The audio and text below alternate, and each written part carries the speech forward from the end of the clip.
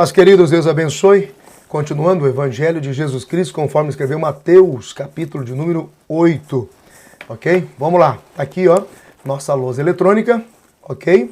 Lembrando que esse mesmo conteúdo aqui está disponível na aula. Logo após, você pode baixar em PDF. Pode baixar, gerar uma apostila, ministrar, dar aula, ensinar, tá bom? Tudo faz parte aqui do nosso clube, da nossa escola de interpretação online. Vamos lá? Bora! Mateus, capítulo 8, ok? E descendo ele do monte, seguiu uma grande multidão. E eis que veio um leproso e o adorou. Olha, eu gosto dessas expressões. E o adorou, dizendo: Senhor, se quiseres, podes tornar-me limpo. E Jesus, estendendo a mão, tocou, dizendo: Quero ser limpo. E logo ficou purificado da lepra. Eu vou diminuir só um pouquinho aqui a letra, porque eu achei que ela ficou grande demais. Aqui, pra gente pegar o conteúdo lá embaixo, tá vendo? Ó? Então vamos lá. Comentando e interpretando versículos 1, 2 e 3 de Mateus 8. Então as considerações que eu fiz são as seguintes. Pode-se dizer que o primeiro milagre testemunhado foi fruto de adoração. Quem se aproxima de Deus adorando jamais recebe um não. Muitos o seguiram ou o seguiam, mas só um o adorava. Aqui nós temos o primeiro milagre em testemunho de adoração. Então havia uma multidão seguindo, mas havia apenas um único homem leproso adorando. Então a lepra não te impede de adorar, mas adorar limpo é melhor. Anota isso aí, tá? A vontade de Deus é limpar o homem. A vontade sacerdotal era declarar esse homem limpo. Declarar esse homem limpo. Marcos capítulo 1, 40 a 45, Lucas 15, 5, 12 a 16. A vontade de Deus é limpar o homem. O sacerdote queria apenas declarar ele limpo, mas a vontade de Deus era mais do que declarar. Era limpá-lo como um todo. Então a posição do leproso em relação a Jesus declara que Jesus era sacerdote. Era essa a declaração do leproso. Tu és muito mais do que aquele que declara, tu és aquele que limpa, então tu és sacerdote por excelência, invocando Levíticos 14, 13 e 4. O toque de Jesus foi totalmente sem preconceito, sem medo de contágio, pois ali estava aquele que era maior que a lepra. Então, não tinha medo algum. O Senhor podia e ele fez. A lepra era vista entre os judeus como uma marca particular do desgosto de Deus. Então, a lepra é símbolo do pecado. É o que faz Deus desgostar ou se distanciar do homem. Cristo agora vem a fim de mostrar que veio para desviar a ira de Deus ao tomar nosso pecado sobre si. Então ele faz isso curando o leproso.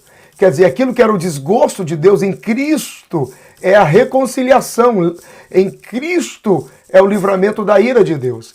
Então, uma vez que os judeus acreditavam que essa doença era proveniente das mãos divinas, então as mesmas mãos divinas vêm agora para retirar a doença. Porque ele é sacerdote de uma nova aliança, é o sumo sacerdote da nossa salvação. Amém? Mateus 8 e 4. Então, disse-lhe Jesus: olha, não digas a ninguém.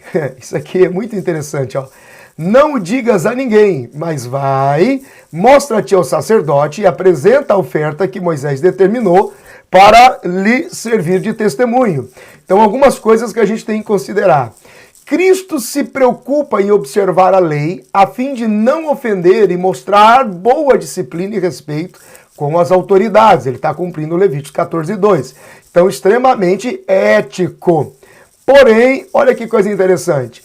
Entrando Jesus em Cafarnaum, chegou junto dele um centurião, rogando-lhe e dizendo: Senhor, o meu criado jaz em casa, paralítico, violentamente atormentado.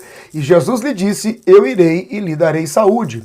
Eu chamei a atenção aqui, porque lá na frente eu vou te mostrar que Jesus pede coisas para homens naturais que têm dificuldades em cumprir mandamentos. Você vai ver o que acontece lá na frente. Vamos lá que já você vai lembrar disso aqui, ó, tá? Versículo 4. Vamos transicionar para o centurião de Cafarnaum. Jesus chegou junto dele, junto de um centurião. Esse centurião agora chega, se aproxima e roga roga por um criado, dizendo, Senhor, o meu criado jaz em casa paralítico, violentamente atormentado. Ele roga pelo seu criado, pelo seu servo. Estava paralítico, violentamente atormentado, ok? Jesus lhe disse, eu irei e lhe darei saúde. O segundo milagre deste capítulo foi fruto da fé na autoridade da palavra do Filho de Deus. O primeiro foi adoração. O segundo fala de autoridade na fé e na autoridade da palavra do Filho de Deus. A disposição de Jesus é incrível. Ele diz, eu irei. Ele pode ir em pessoa como ele pode liberar uma palavra. Mas isso tudo tem a ver com a autoridade dele. O centurião deixa de lado o seu cargo de honra quando se dirige a Cristo. Você sabe que usar a palavra Senhor aqui, versículo 6, essa palavra Senhor aqui era utilizada só para o governador, só para o imperador, que significa o Senhor pode, o Senhor quer e só faz o que quer e ninguém lhe diz o que fazer. Então, o centurião usa isso para Jesus, dizendo o Senhor é Senhor, é suficiente, é capaz, faz o que quer, quanto quer fazer, da forma que quer fazer. Então aqui, o centurião deixa de lado o seu cargo de honra quando se dirige a Cristo. Ele era o maior de todos os homens, mas mesmo o maior de todos os homens transforma-se em nada. Quer dizer, em nada quando se dirige a Cristo Jesus. Literalmente o centurião veio a Cristo por intermédio do servo que ele tinha em casa. Então olha o acesso qual foi. O próprio servo, o próprio escravo, o serviçal dele, o criado dele, foi quem o conduziu a Cristo. Veja os caminhos de Deus para a salvação de pessoas estratégicas. E a paralisia, ela é constatada como o momento em que a habilidade do médico falha. Então o médico, diante da paralisia, diz assim, eu não posso, eu não consigo, eu não tenho condições de fazer. Então a habilidade do médico falhou.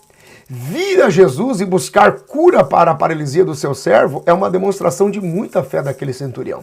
Por isso, Jesus fica tão impressionado. Versículo de número 8. E o centurião respondendo disse, Senhor, não sou digno que entres debaixo do meu telhado, mas dize somente uma palavra e o meu criado vai sarar. Percebe que ele não diz, o meu servo não é digno. Ele diz, eu não sou digno. Só vai melhorando a relação dele com Cristo na sua humildade e no seu esvaziamento, na sua total dependência de Deus. Então, não era o servo que não era digno, era ele que não era digno. Digno era o servo, porque ele veio para aqueles que realmente precisam, para os doentes. Quando reconhecemos a nossa indignidade diante de Deus, atraímos favores que vão além dos nossos limites, porque a indignidade do centurião atraiu o favor de Deus pro servo dele. Então, às vezes, você precisa de um milagre na casa, na família, na empresa, nos vizinhos, nos funcionários. E a atitude de reconhecimento da indignidade atrai favores que vão além dos nossos limites. Isso é simplesmente espetacular. Prega isso, gente. Ensina isso. Pois também eu sou homem, olha o versículo 9. Sob autoridade tenho soldados às minhas ordens, e digo a este vai, ele vai, e ao outro vem, ele vem, e ao meu criado faz isto, e ele faz. Quer dizer, o centurião era sujeito a Roma. Jesus era sujeito ao Pai sobrenatural. O centurião tinha soldados à sua disposição, e Jesus tinha anjos e a sua palavra à sua disposição. O centurião mandava a gente ir e vir. Vem e vai, mas Jesus é que ia e vinha porque toda a autoridade estava com ele. Então há um encontro de autoridades, mas há uma sujeição, uma humildade pela indignidade. E isso atraiu o favor de Deus sobre a vida do centurião. Isso aqui simplesmente é fantástico. E só ganha o coração de Jesus. Por essa razão, aqui no versículo 10, sem extremos de emoção, Jesus se maravilha. Maravilhou-se Jesus ouvindo isto e disse aos que o seguiam, em verdade vos digo que nem mesmo em Israel encontrei tanta fé. Declaração poderosa. A fé do centurião se baseava na doutrina sólida do reino de Deus. Qual era a doutrina da fé que o centurião se baseou? Poder e autoridade, obediência e serviço, fé completa. Então ele entendeu que o princípio do reino de Deus se baseava em poder, autoridade, obediência e serviço. Então, reconhecimento Isso gerou uma fé completa. Talvez seja isso que possa estar faltando na sua vida ou na igreja que você está pastoreando, no grupo que você está conduzindo. Cristo se maravilha e fala disso como algo para nos ensinar o que realmente admirar.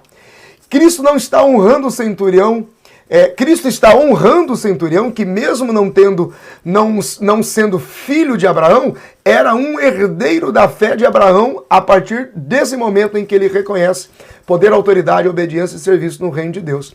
Então Cristo o honra, porque mesmo não sendo filho de Abraão, se tornou filho de Abraão pela fé. Isso também alcança eu e você. Tornou-se uma vergonha para Israel, a quem pertencia a glória, as alianças e o encorajamento da fé. Porém, ele não encontrava isso naquela gente. Forte, né? Vamos lá, versículo 11. Mas eu vos digo que muitos virão do Oriente e do Ocidente e assentar-se-ão à mesa de Abraão, Isaque e Jacó no reino dos céus. Ó, o Oriente e Ocidente. Muitos virão. A fé dos gentios fará com que se assentem na mesa reservada aos filhos do reino. Será uma grande surpresa. Por isso não é de se admirar que quando chegarmos no céu poderemos não encontrar muitos dos que pensavam que já estavam lá. E em contrapartida, poderemos encontrar muitos que não esperávamos que estivessem lá. Mas virão de lugares distantes, do Oriente ao Ocidente. Virão de lugares distantes, de uma ponta a outra, e se unirão a Cristo. Pelo simples fato do que? Aqui, herdeiros da fé de Abraão. Aleluia. Sobrenatural, né? Vamos lá? Versículo 12. E os filhos do reino serão lançados nas trevas exteriores, e ali haverá pranto e ranger de dentes. Forte isso. Olha só. O mesmo lugar para onde foram as enfermidades e os demônios há de receber certos filhos do reino que trocaram a mesa de Deus pelo inferno. E esse texto chama a atenção dos judeus que persistiram na incredulidade, mesmo sendo por nascimento filhos do reino, eles serão cortados, se continuarem desprezando Cristo Messias Salvador. Não importa se eram judeus ou cristãos, os homens não serão julgados pelo modo como foram chamados, mas pelo que eram de verdade. Então não se atenha a títulos, mas ao que realmente é a pessoa. Aqui fala de trevas extremas ou alto grau de trevas sem qualquer esperança de luz. No inferno haverá fogo, mas não haverá luz. Você sabe o que é isso? Vamos de novo. No inferno haverá fogo, mas não haverá luz. Haverá trevas com fogo que arde para sempre.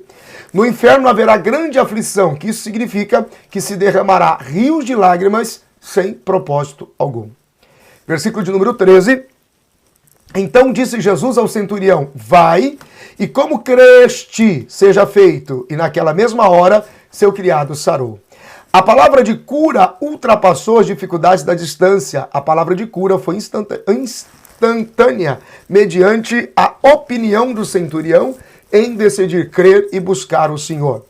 Uma demonstração linda de atitude e unidade. O servo conseguiu a sua cura e o seu senhor obteve confirmação da sua fé.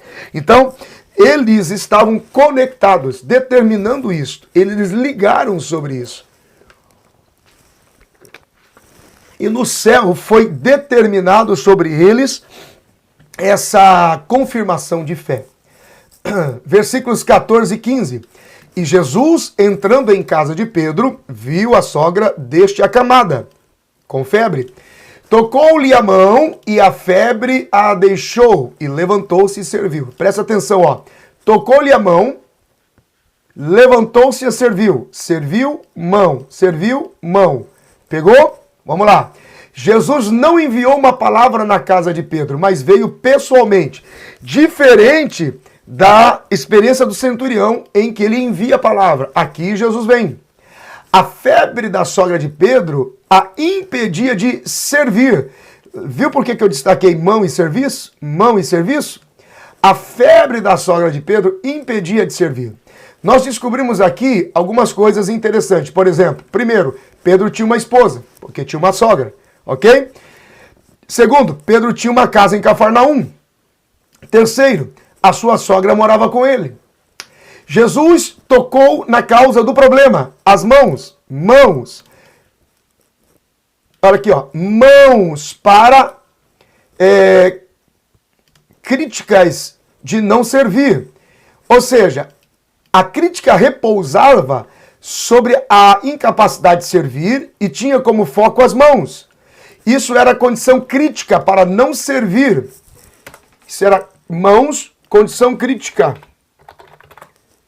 Condição crítica para não servir. A correção, às vezes, do Word atrapalha, mas é isso. Todo aquele que tem o dom de servir é impedido e, por essa razão, adoece. Ó, todo aquele que tem o dom de servir e é impedido, vírgula, adoece.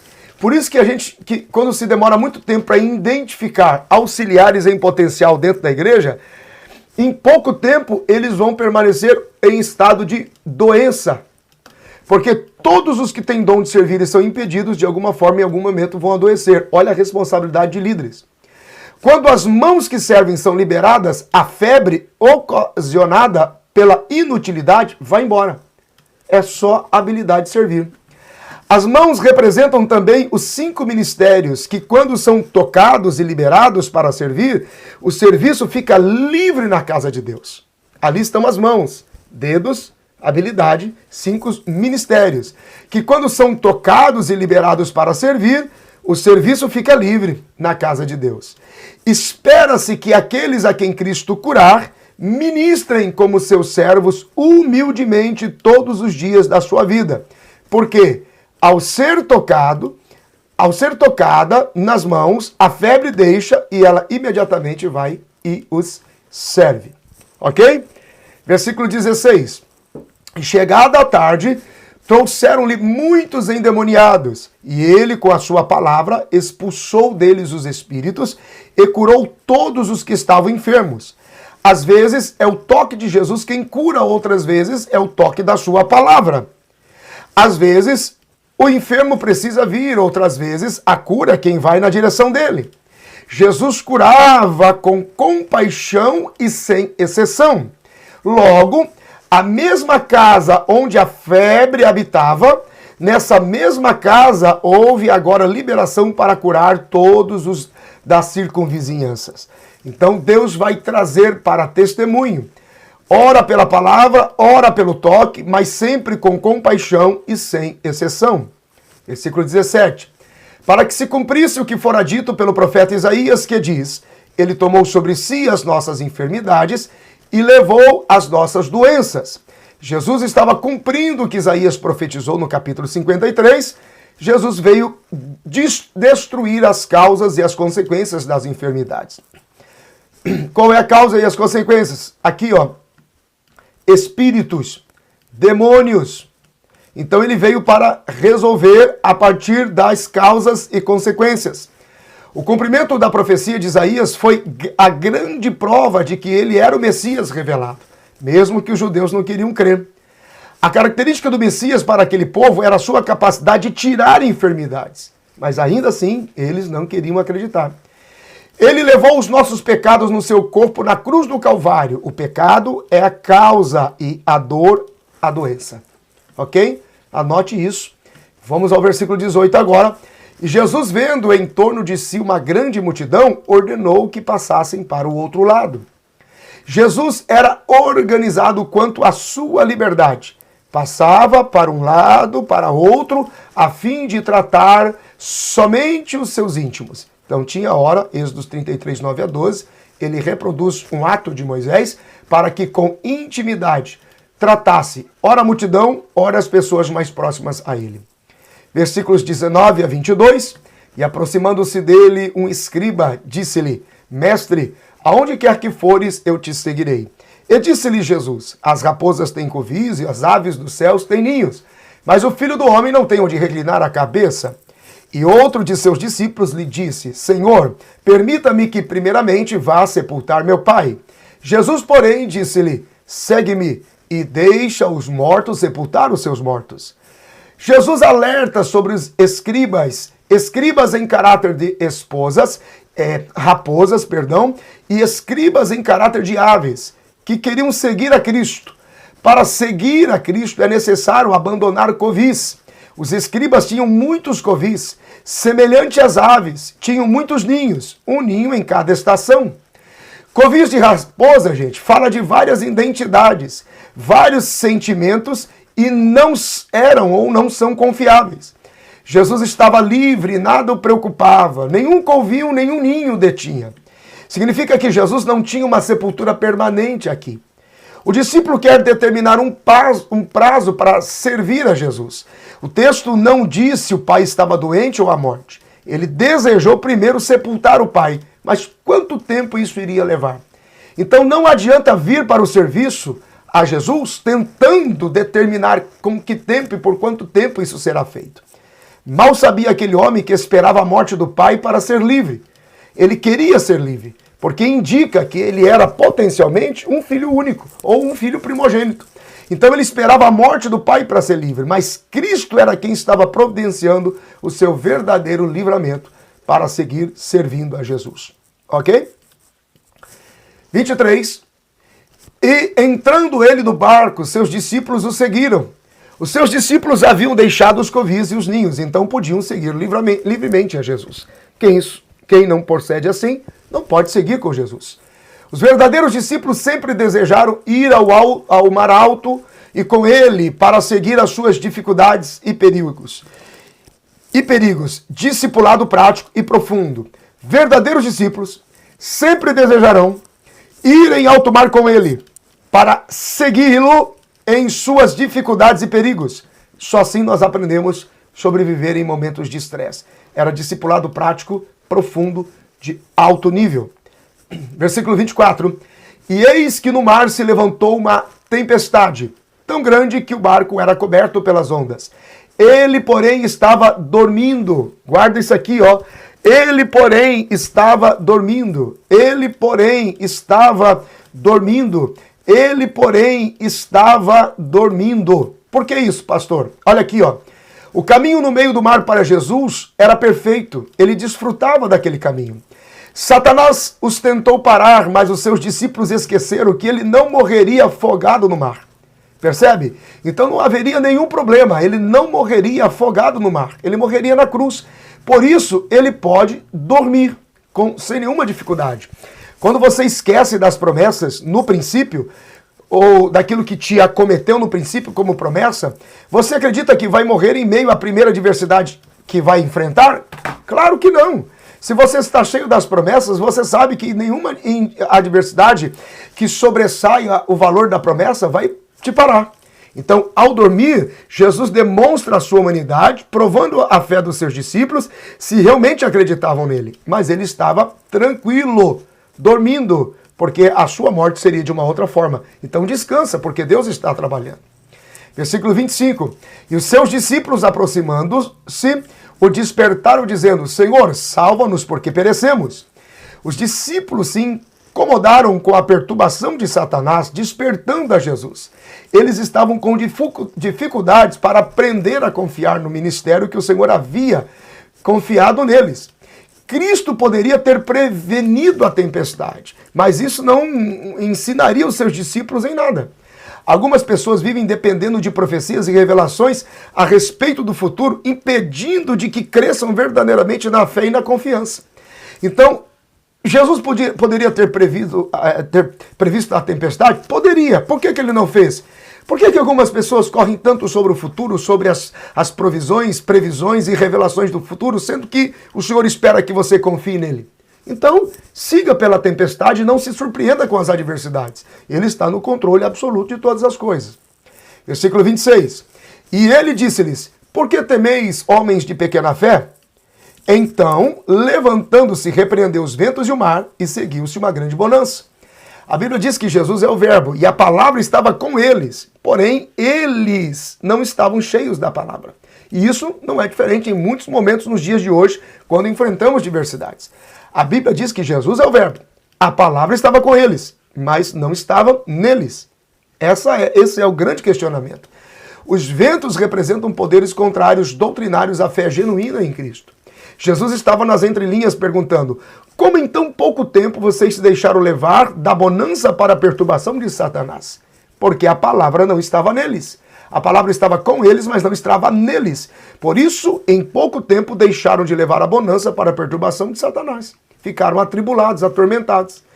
Geralmente, depois de uma tempestade, mesmo que o vento pare, as águas ainda continuam agitadas. Mas, ao proferir uma palavra, Cristo não apenas acalmou a tempestade, como também todos os seus efeitos. Ele está no controle. A fé, não só a palavra precisa estar conosco, como precisa estar em nós. Ok? Versículo 27. E aqueles homens se maravilharam, dizendo: que homem é este que até os ventos e o mar lhe obedecem? Os homens estavam maravilhados, dizendo: que homem é este? Na verdade, a pergunta é: que Deus é este? Porque era o próprio Deus, através do Filho, em ação. Ele pode fazer o suficiente para encorajar a nossa confiança nele nos dias mais turbulentos. Isaías deixou isso registrado no capítulo 26, versículo 4. Cristo está disposto a provar o que for suficiente para nos manter encorajados diante das adversidades. Só precisamos permitir que a palavra esteja em nós, não só conosco, mas em nós. O versículo 28 diz: e tendo agora chegado do outro lado a província dos Gerzenos ou Gadarenos, saíram-lhe ao encontro 2 endemoniados. Então nós temos aqui, 2, tá? Vindos dos sepulcros. Tão ferozes eram que ninguém podia passar por aquele caminho. O desafio do nosso ministério não está dentro dos nossos templos. Aqui é templos, tá? Mas do lado de fora. O caminho missionário da nossa vocação e os futuros líderes obreiros não vêm de palácios institucionais religiosos. Eles estão nos sepulcros por onde nós temos que ir e tirá-los de lá. Os grandes evangelistas têm essa marca. Eles não são fechadores de caminho, eles rompem sepulturas, eles abrem caminhos. Então é esse o chamado aqui no versículo 28. No versículo 29 diz: eis que clamaram dizendo: que temos nós contigo, filho de Deus? Vieste aqui atormentar-nos antes do tempo? Porque os demônios sabiam que Jesus era o juiz dos demônios. Então, o que aqueles demônios tinham? Eles dizem assim: o que temos nós contigo, certo? Bom, o que é que eles tinham? 2 vidas que tentavam destruir e uma cidade que eles estavam mantendo sobre o medo. O juiz dos demônios, que é Cristo, ele vem e chega agora para trazer juízo sobre eles. Então, quer dizer, pode não ter chegado, mas a liberdade dos gadarenos chegou. Quer dizer que o juízo dos demônios pode não estar no momento deles, mas a liberdade daqueles que eles querem possuir chegou, porque Cristo chegou. Percebe? Talvez você diz assim: por que ao repreendermos demônios, eles permanecem influenciando vidas? O juízo deles pode não ter chegado ainda, mas todos aqueles a quem eles querem possuir, no nome de Jesus, chegará ao fim de toda a possessão pelo poder do nome e no sangue de Jesus. Agora nos versículos 30 e 31, e andava pastando distante deles uma manada de muitos porcos. E os demônios rogaram-lhe dizendo: se nos expulsas, permita-nos que entremos naquela manada de porcos. Os porcos eram criados para serem uma espécie de lixeiros vivos ambulantes. Coisas sujas, coisas lá, escórias. O abismo é um lugar onde os espíritos malignos são presos até o dia do juízo. Por essa razão eles entram em desespero.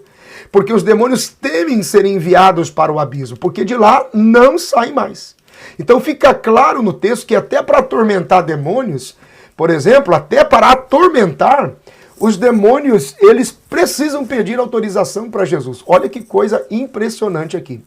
Eles rogam dizendo: permita-nos que entremos. Quer dizer, então, até para atormentar, eu vou acrescentar aqui, até para atormentar porcos, os demônios precisam pedir autorização para Jesus. Veja a autoridade dele. Então eles estão em desespero, porque eles sabiam que se o juiz dos demônios, Cristo, os mandasse para os abismos, seria condenação eterna. Então eles entram em desespero e pedem para que o Senhor os mande para os porcos, porque eram como os lixos, né? Ou lixeiros ambulantes vivos naquele tempo. Versículo 32 agora diz assim: e ele lhes disse: ide. E saindo eles, se introduziram na manada dos porcos. E eis que toda aquela manada de porcos se precipitou no mar por um despenhadeiro e morreram nas águas. Veja, morreram. Aqueles espíritos eram espíritos de morte e procuravam alguma coisa para tragar. Os dois jovens atormentados aqui, os dois gadarenos, estavam esgotados de tanto clamar. Então Jesus vai, enfrenta a tempestade e vai, porque duas almas valem mais do que uma manada de porcos e uma meia dúzia de demônios que querem atormentar. Então a vitória sempre será nossa pelo sangue de Jesus. Os versículos 33 e 34 encerram dizendo: e aqueles que os apacentavam fugiram, e indo à cidade divulgaram todas estas coisas, e o que acontecera aos endemoniados. E eis que toda aquela cidade saiu ao encontro de Jesus. Vendo-o, olha que interessante, rogaram-lhe que se retirasse dos seus termos. Nessa adversidade aqui, os pastores de porcos fogem deixando o seu rebanho. Isso é muito forte. Pastores de porcos fogem na adversidade. Pastores de ovelhas dão a sua vida por suas ovelhas e pelo seu rebanho. Observa que a cidade, mesmo assim, rogou que Jesus saísse dos termos. Jesus foi rejeitado não porque livrou os endemoniados, mas porque atrapalhou o negócio da cidade. Que o negócio era as empresas de manutenção de porcos naquela região, e eles sentiam que, por manter os porcos e não poder manter mais, a maldade estava indo à falência. Então eles entram em desespero. Mesmo assim, houve resistência por parte de alguns nas cidades. Percebe? Estamos aqui, Mateus capítulo de número 8. Ensine, ministre com autoridade e chame atenção. Não esqueça. Pastores de porcos, na adversidade, abandonam o seu rebanho. Pastores de ovelha, na adversidade, dão a vida por suas ovelhas e lutam por seus rebanhos. Deus te abençoe e até a próxima aula. E essa foi mais uma aula do Abba Club. Se você quiser saber mais sobre a escola de interpretação bíblica criativa que mais cresce na internet, clique no link da descrição do vídeo para saber mais. Te vejo nas aulas.